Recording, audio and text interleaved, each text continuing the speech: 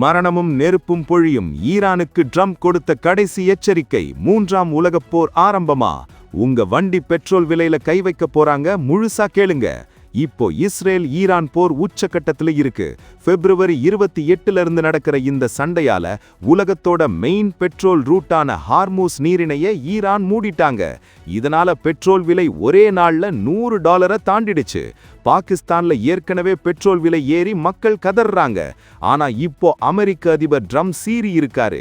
Trump என்ன சொல்லியிருக்காருன்னா, கச்சா எண்ணெய் விநியோகத்தை தடுத்தால் இதுவரை பார்த்ததை விட 20 மடங்கு அதிகமான தாக்குதல் நடத்துவோம். ஈரானை ஒரு நாடா மறுபடியும் பார்க்கவே முடியாத அளவுக்கு அழிப்போம்னு மிரட்டி இருக்காரு. இதுல கொடுமை என்னன்னா, இங்க நம்ம ஊரு தமிழ்நாட்டுல சிலிண்டர் தட்டுப்பாடு வந்துடுச்சு.